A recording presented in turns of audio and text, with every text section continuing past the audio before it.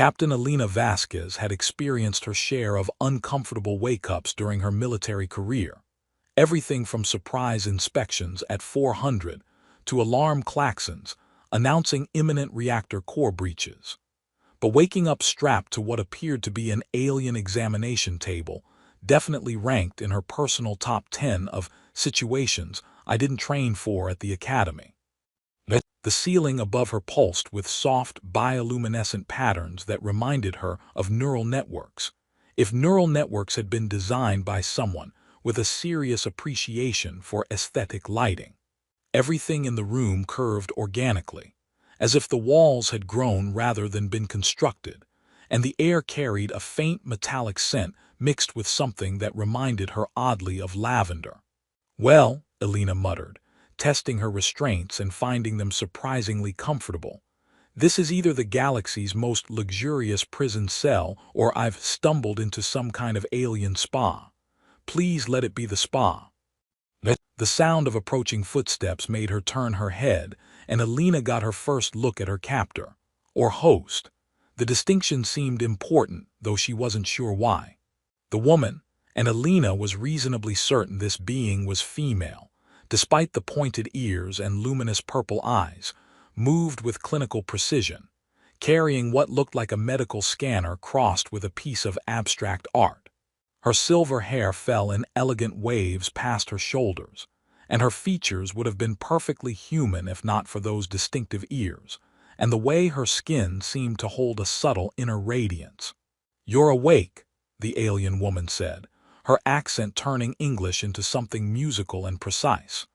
"I was beginning to wonder if your species required extended periods of unconsciousness for neural repair." "Only after particularly spectacular crashes," Elena replied, attempting her most diplomatic smile. "Though I have to say, your hospitality beats the standard prisoner-of-war accommodations. Are those mood-lighting patterns, or is your ceiling having some kind of emotional breakdown?" The woman paused in her approach, scanner halfway to Elena's forehead. "Emotional breakdown. Human expression. It means when someone's feelings get a bit too overwhelming and they start acting unpredictably." Elena studied her captor's face. "Though judging by your expression, I'm guessing your people aren't big on emotional outbursts."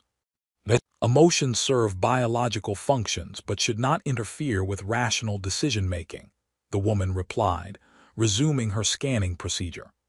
"I am Dr. Zara Velnathi, Senior Xenobiologist at the Keshin Reproductive Research Institute." Elena blinked. "Reproductive research.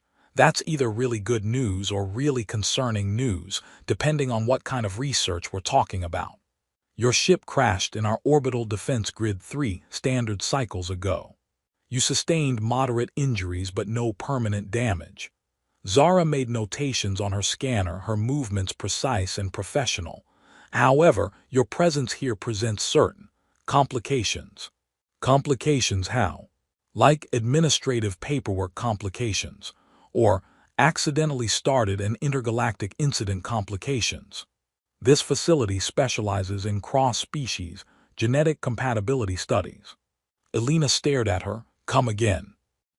"We research the biological interactions between different species, particularly focusing on reproductive compatibility and hybrid offspring viability."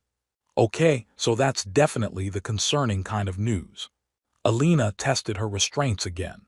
"Please tell me this isn't some kind of weird alien dating service."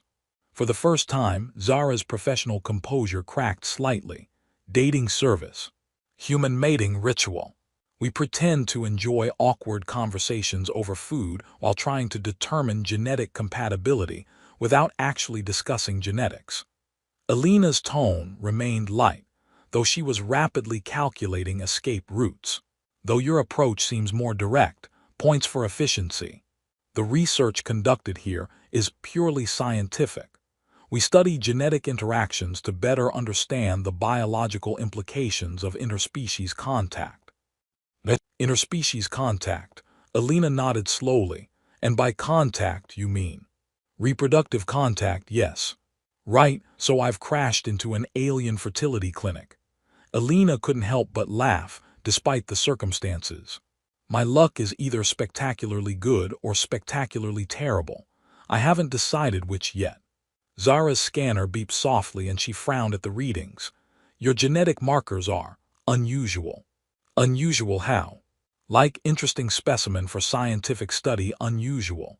Or immediate threat to galactic security, unusual.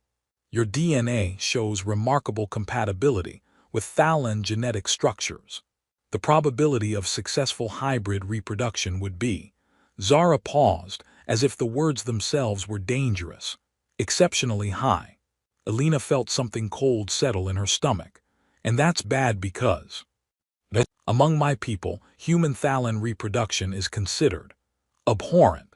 The offspring are believed to be genetically unstable, psychologically dangerous, and socially disruptive. Wow, your people really know how to make a girl feel welcome. Alina's voice carried an edge now. So what happens to specimens with exceptional compatibility? Do I get a gold star, or do I become a permanent research subject? Zara set down her scanner, and Alina noticed the slight tremor in her hands. The Council of Genetic Purity has standing orders regarding humans with high compatibility ratings. Standing orders. Immediate sterilization procedures to prevent any possibility of hybrid offspring. The silence that followed was broken only by the soft humming of medical equipment and the distant sounds of the facility's biomechanical systems. Alina stared at the ceiling, processing this information with the same tactical mindset she'd used to survive 3 years of interstellar warfare. Well, she said finally, that's definitely not the spa option. Zara started, then stopped, her composure wavering. I have never actually performed such procedures. My research focuses on understanding genetic interactions, not preventing them. But you're supposed to perform the procedure on me. According to protocol, yes. Alina turned her head to study Zara's face, noting the conflict playing out behind those luminous eyes. But you're not going to. I should. It would be the logical, safe course of action for both our species. Should is a dangerous word. It usually means someone's about to do something they don't actually want to do. Alina's voice gentled slightly. Doctor. Velnathi, Zara, can I ask you a personal question? That would be highly irregular. I specialize in highly irregular. Do you have children? The question hit Zara like a physical blow. Her scanner slipped from suddenly nerveless fingers, clattering onto the bioluminescent floor. I know. Children require genetic compatibility assessments, social approval, resource allocation approval from the council. That's not what I asked.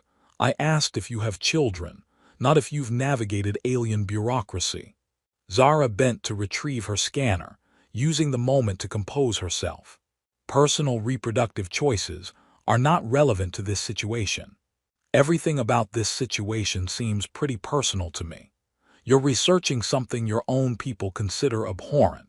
You're working with genetic material that terrifies your society. And now you're supposed to sterilize someone because they're too compatible with your species. Alina's voice carried genuine curiosity rather than accusation. That doesn't sound like someone who sees reproduction as just a clinical process. My research serves a scientific purpose. Understanding the biological mechanisms of interspecies reproduction helps us better comprehend the risks involved. Or, Alina suggested gently, it helps you understand whether those risks are real or just fear dressed up as science. Zara's hand stilled on her scanner. What do you mean? I mean, maybe you're not just studying genetic compatibility. Maybe you're studying whether everything your people believe about human Thalan children is actually true. The bioluminescent patterns on the ceiling seemed to pulse more rapidly, as if responding to the emotional tension in the room. Zara stared at Alina, her professional mask slipping to reveal something vulnerable and confused underneath. The implications of such research would be revolutionary, Alina offered, terrifying, life-changing. All of those things. Alina smiled, and for the first time since awakening it was completely genuine. Dr.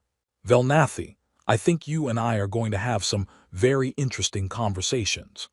Alina had been upgraded from potential research subject strapped to examination table to mobile conversation partner with limited facility access, which she considered a significant improvement in her circumstances. The bioluminescent corridors of the Keshin Institute revealed themselves to be far more complex than she'd initially imagined. Part laboratory, part living organism, part philosophical statement about the intersection of science and nature. Your people really went all out with the organic architecture, Alina observed, running her hand along a wall that felt warm and slightly responsive to touch. Do you have to water the building, or does it photosynthesize? The facility draws nutrients from the planet's bioneural network, Zara replied, leading her through a corridor lined with what appeared to be genetic storage units. It's designed to maintain optimal environmental conditions for biological research. So it's alive. That's either really cool or mildly terrifying, depending on whether it has opinions about the research being conducted inside it. Zara paused at that, her pointed ears twitching slightly. You attribute consciousness to architectural structures. I attribute consciousness to anything that responds to stimuli and seems to have preferences. My apartment back on Terra Nova had definite opinions about my cooking. The smoke detectors were very vocal about it. Smoke detectors, safety devices that make loud noises when they detect fire, or, in my case, ambitious culinary experiments gone wrong. Alina grinned. I once set off 3 different alarm systems trying to make something called toast. Turns out there's a very narrow window between bread and charcoal. Despite herself, Zara's lips curved slightly. Your species appears to have unusual relationships with food preparation. We have unusual relationships with most things. It's part of our charm. Alina's expression grew more serious as they entered what was clearly Zara's primary research laboratory. Though I'm guessing unusual relationships aren't something your people encourage. The laboratory was a symphony of organized data, holographic displays showing genetic sequences, cultural analysis charts, and what Alina realized with growing unease were detailed projections of potential hybrid offspring characteristics. This is where you study the scary human Thalan babies, Alina said, examining a display that showed neural development patterns. These projections, they don't look particularly terrifying to me. The data suggests otherwise. Zara activated several displays, showing Alina charts filled with information she couldn't fully interpret. Human Thalan hybrids exhibit unprecedented telepathic capabilities, emotional resonance beyond normal Thalan parameters, and psychological profiles that defy classification. Unprecedented telepathic capabilities. That sounds pretty useful, actually, like having built-in communication systems. Uncontrolled telepathy represents a significant threat to social order. Thalan society depends on emotional regulation and privacy of thought. Children who cannot control their mental broadcasting create chaos in community structures. Alina studied the data more carefully, noting patterns that seemed inconsistent with Zara's dire interpretation. These psychological profiles, the ones that defy classification, what do they actually show? Zara hesitated, then activated another display. Enhanced problem-solving abilities, increased adaptability to diverse environments, superior pattern recognition skills, and what human psychology would term high emotional intelligence. So they're smart, adaptable, good at reading people, and excellent at solving problems. Alina turned to face Zara directly. That doesn't sound like a threat to society. That sounds like the kind of individuals every society needs. But the emotional resonance makes them empathetic. The telepathic abilities make them excellent communicators. The adaptability makes them bridge builders. Alina gestured at the displays surrounding them. Zara, this data doesn't support the fear your people have about hybrid children. It suggests they'd be remarkable individuals who could help both species understand each other better. Zara's hands trembled as she manipulated the holographic controls. You're oversimplifying complex biological and social factors. Am I? Or am I seeing what the data actually says instead of interpreting it through the lens of cultural fear? Alina moved closer to the displays. Look at these neural development patterns. The enhanced pathways don't suggest instability, they suggest evolution. These children wouldn't be dangerous aberrations. They'd be the next step forward for both our species. The Council of Genetic Purity disagrees. The Council of Genetic Purity.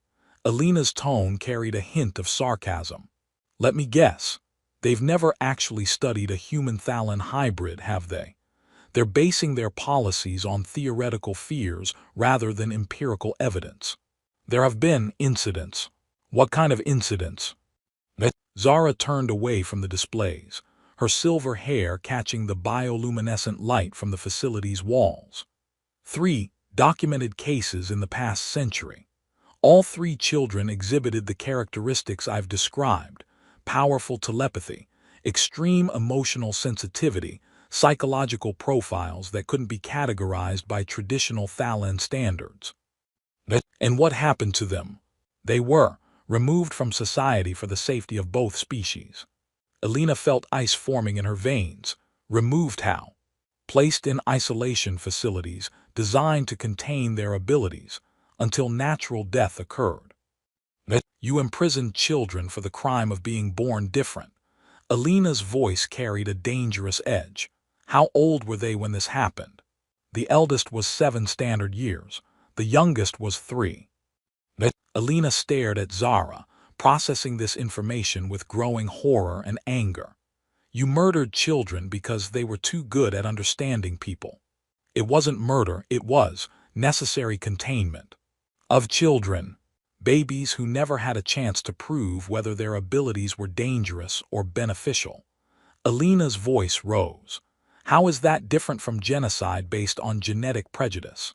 Zara flinched as if Alina had struck her. The safety of both species required. The safety of both species required that 3 remarkable children be condemned to death in isolation chambers before they were old enough to understand why the adults around them were so afraid. Alina's anger was controlled but unmistakable. That's not safety, Zara. That's terror masquerading as policy. The laboratory fell silent, except for the soft harmonics of the facility's biomechanical systems. Zara stood with her back to Alina, her shoulders tense with conflict. My research, she said finally, was designed to understand why such extreme measures were necessary. And what have you discovered? That the measures may not have been necessary at all. The admission seemed torn from her. The data suggests that proper guidance and education could have helped these children control their abilities, integrate into society, serve as bridges between our species rather than threats to social order. Alina moved to stand beside her, close enough to offer comfort but not so close as to violate the personal space barriers she'd observed among Thalan culture.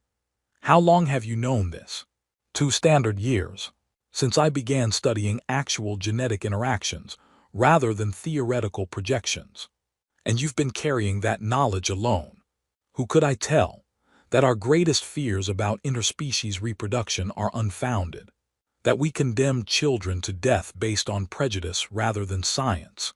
That everything the Council believes about genetic purity is not only wrong but actively harmful.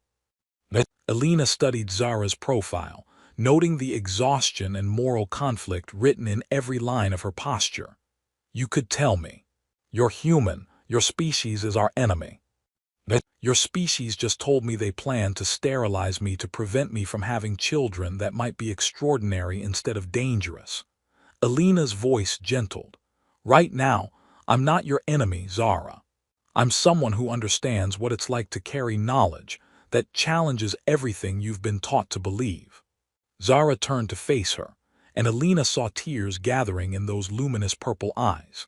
If I'm right, if the data proves what I think it proves, then my people have committed atrocities based on fear and ignorance. And if you're right, Alina said softly, you have the power to make sure it never happens again. By doing what? Publishing research that will be dismissed as genetic contamination, challenging policies that have existed for over a century, suggesting that everything my people believe about racial purity is fundamentally flawed. Alina smiled, and it was gentle and encouraging. By starting with one conversation at a time, like this one. Zara stared at her for a long moment. Zara wiped away tears with trembling fingers. You're suggesting we challenge the fundamental beliefs of my entire civilization. I'm suggesting we start by challenging your own beliefs about what kind of mother you might want to be. The question hung in the bioluminescent air like a genetic possibility waiting to unfold. The moment arrived during what should have been a routine genetic compatibility assessment.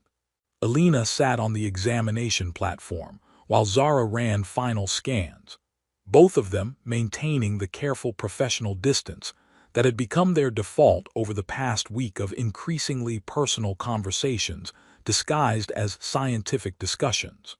Your metabolic patterns show complete adaptation to our facility's bioenvironment, Zara reported, studying her scanner readings with unusual intensity.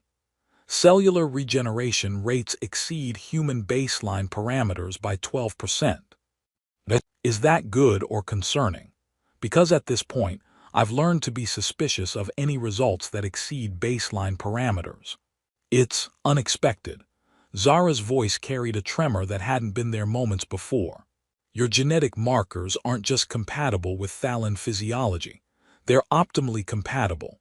Alina watched Zara's hands begin to shake as she manipulated the holographic display showing their combined genetic projections.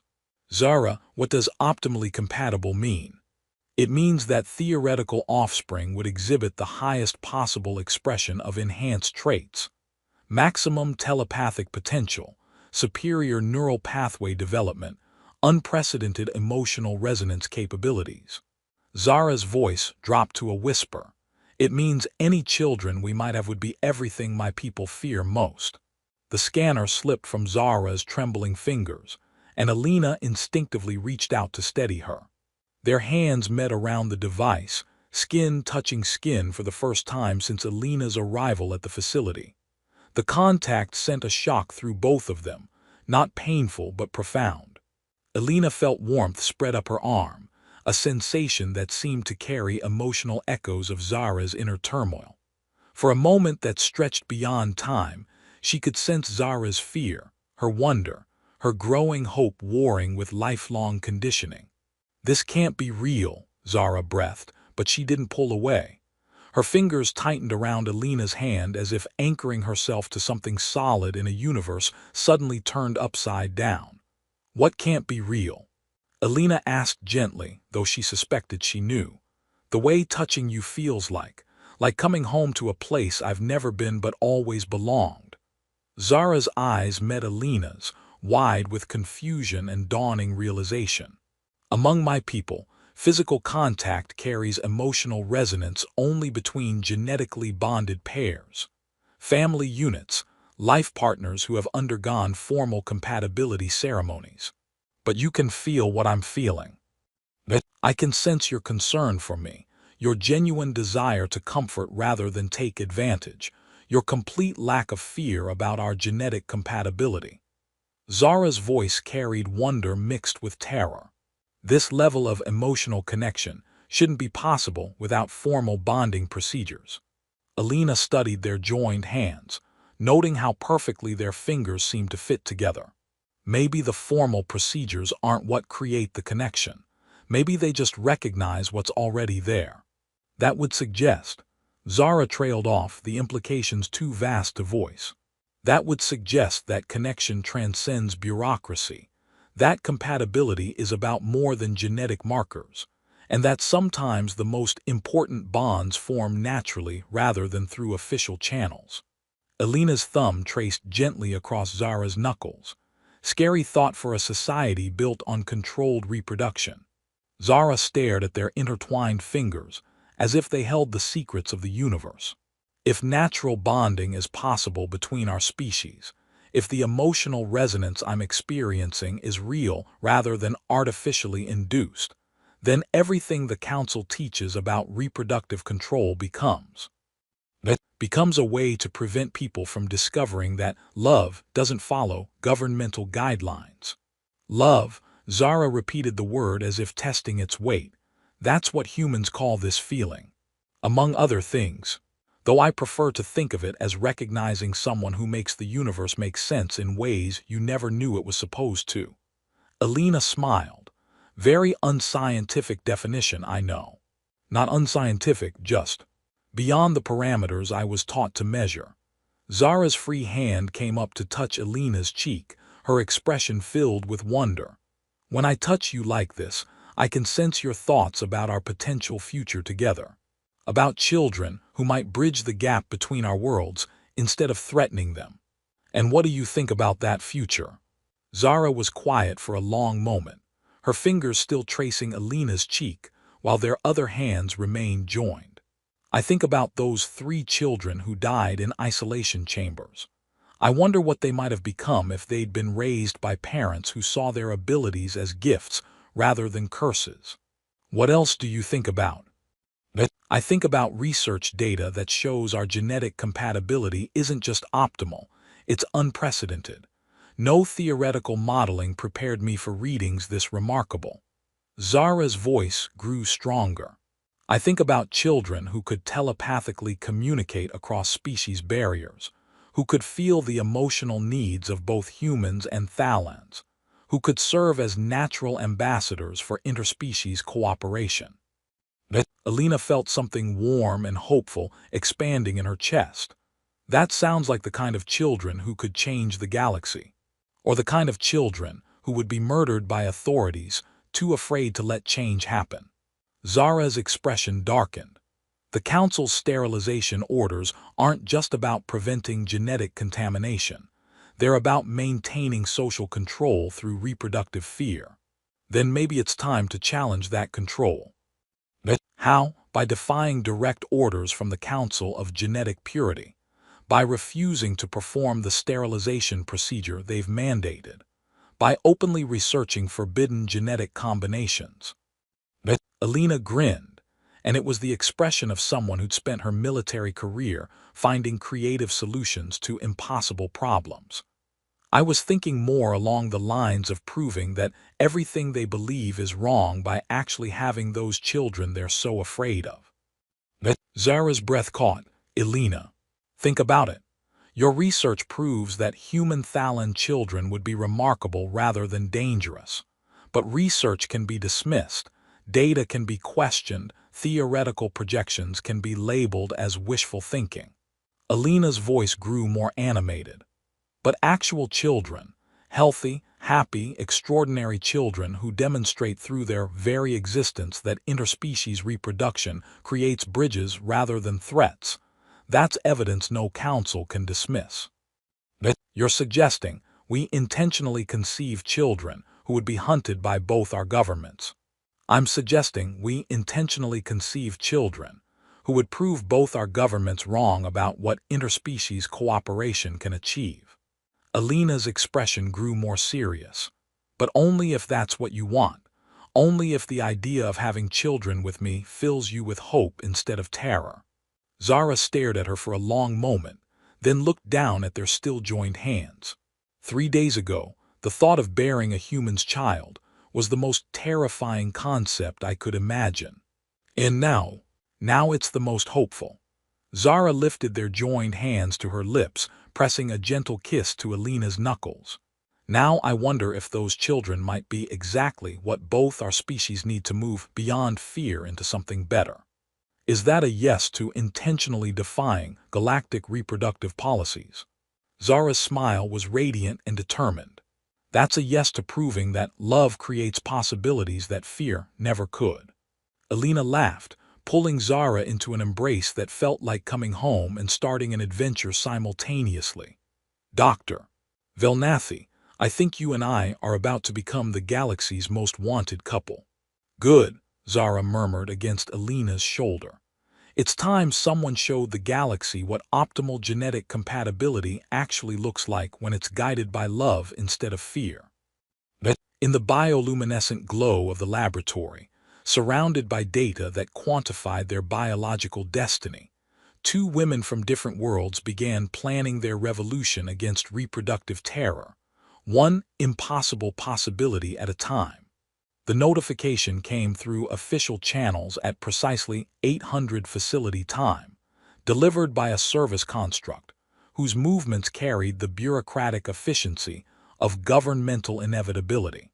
Elena read the holographic transfer orders while Zara stood frozen beside the laboratory's main console, her face pale with the realization that their carefully constructed world was about to collapse. Prisoner exchange program departure in 48 hours, Elena announced, setting down the official documentation. Well, that's either really good timing or catastrophically bad timing, depending on how you look at it. They're taking you away. Zara's voice was barely above a whisper. Just when we've discovered what we could become together, they're separating us. Hey, look on the bright side. At least we had time to figure out we're genetically destined for each other before the universe decided to test our commitment to the relationship. Elena attempted her usual humor, but it fell flat in the face of their shared desperation. Though I have to admit, our timing could use some work. Zara turned to the holographic displays showing their genetic compatibility data, her hands trembling as she manipulated the controls. 48 hours. That's not enough time to complete the research documentation, not enough time to compile evidence that could change council policy, not enough time to... Not enough time to what? Not enough time to ensure that what we've discovered survives after you're gone. Zara's voice cracked. Without your genetic samples for comparison, without your presence to demonstrate the reality of our connection, my research becomes just another theoretical study that can be dismissed or buried by the council. Elena moved to stand behind her, close enough to offer comfort without crowding. Zara, what are you really afraid of? I'm afraid that after you leave, I'll convince myself that everything we felt was just hormonal response to genetic compatibility. That the connection we discovered was just my imagination projecting meaning onto biological processes. Zara stared at the data surrounding them. I'm afraid I'll go back to being the scientist who studies forbidden reproduction from a safe distance, instead of the woman who discovered she wants to create something beautiful with you. And I'm afraid, Elena said softly, that I'll spend the rest of my life knowing I met the person I was meant to build a future with, only to have that future taken away by policies based on fear instead of science. They stood in silence for a moment, surrounded by research that proved their compatibility while facing the political reality that made their relationship impossible. There has to be a way, Zara said finally. Some option we haven't considered. Elena studied the facility schematics displayed on one of the monitors, her military training automatically cataloging security protocols and potential vulnerabilities. What if we don't wait for permission? What do you mean? I mean, what if instead of hoping our respective governments eventually see reason, we take matters into our own hands? Elena's voice grew more animated as she developed the idea. You said your research proves that human Thalan children would be extraordinary. What if we prove it by actually having those children? Elena, that's impossible. Even if we could conceive, even if we could carry a pregnancy to term, our child would be hunted by both species. There would be nowhere safe. There would be if we weren't alone. Elena turned to face her directly. Zara, how many other researchers are working on projects like yours? How many other people in both our species are questioning the policies that keep us apart? Zara's eyes widened with understanding. There are others, Dr. Kellen Morthak on Proxima Station has been studying cross-species emotional resonance. Lieutenant Commander Sarah Chen in your fleet has published papers on genetic diversity as evolutionary advantage. They've all faced censorship, professional isolation. professional isolation because they're working alone, trying to change minds one research paper at a time. Elena's expression grew determined. But what if they weren't alone? What if there were a network of scientists, military personnel, civilians who believe that cooperation between our species is not only possible but necessary? You're talking about organized resistance to governmental policy. I'm talking about organized support for scientific truth and personal freedom. Elena moved to the genetic compatibility displays. Look at this data, Zara. Really look at it. Our children wouldn't just be remarkable. They'd be proof that everything both our governments claim about interspecies relationships is fundamentally wrong. Zara stared at the projection, showing potential offspring characteristics. Enhanced telepathic abilities that could facilitate communication across species barriers. Emotional resonance that could help bridge cultural differences. Superior problem-solving skills that could address challenges neither species could handle alone. Exactly. Our children wouldn't be threats to social order. They'd be solutions to problems we haven't even figured out how to solve yet. Elena's voice grew passionate. And there are others like us out there, people who see possibility where their governments see danger. We just need to find them. Even if such a network existed, even if we could establish contact with like-minded individuals, the risks are exactly the same whether we face them alone or together. The difference is that together, we have resources, support, protection, and most importantly, hope. Elena took Zara's hands in hers. Zara, I'm not asking you to abandon your entire life on the possibility that this could work. I'm asking you to consider that your entire life might be leading to this moment. Zara was quiet for a long time, her fingers intertwined with Elena's while her mind processed possibilities and implications. The research I've compiled here, it could serve as foundation documentation for others studying similar questions. If I could transfer the data, ensure it reaches the right people. You could do more than that. You could come with me. Come with you where? To a prisoner exchange facility. To wherever we need to go to build the future we want instead of accepting the one they're trying to force on us. Elena's smile was gentle but determined. I know it sounds impossible. I know it means giving up everything you've known, everything you've worked for here. But Zara, what if we could build something better? Something better. A place where children like ours could grow up safe and loved. A community where interspecies cooperation isn't just studied but lived. A demonstration that everything our governments fear about each other is actually everything our species need from each other. Zara stared at the laboratory around them. Years of careful research, professional achievements, the only life she'd ever known. Then she looked at Elena, at the possibility of a future she'd never dared to imagine. The genetic samples stored here could be transferred to portable containment units, she said slowly. The research data could be compressed into standard information crystals. If someone were to, hypothetically, requisition a transport pod for routine specimen collection. Elena's grin was brilliant. Dr. Velnathi, are you suggesting we steal your own research and disappear into the galaxy together? I'm suggesting we liberate essential scientific data from potential governmental suppression while pursuing advanced field research opportunities in unregulated space. Zara's smile matched Elena's. Much more professional terminology. Professional terminology for the galaxy's most romantic research project. Romantic. Two scientists from different worlds, defying everything they've been taught to believe, stealing cutting-edge research and escaping into unknown space to prove that love can literally create the next step in evolution. Elena laughed. If that's not romantic, I don't know what is. Zara began moving through the laboratory with newfound purpose, gathering genetic samples and data crystals with the efficiency of someone who'd been unconsciously preparing for this moment. Our children will need proper documentation, medical histories, genetic baselines for healthy development.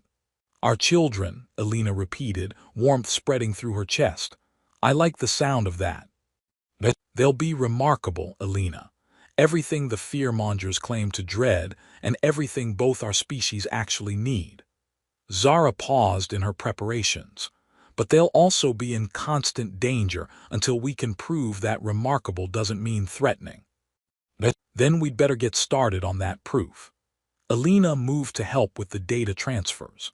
Besides, I have a feeling that children raised by a brilliant xenobiologist and a stubborn military strategist will be more than capable of handling whatever challenges the galaxy throws at them.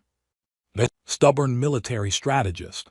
Hey, it takes a certain kind of stubborn to crash land in an alien fertility clinic and convince the head researcher to abandon her entire career for love.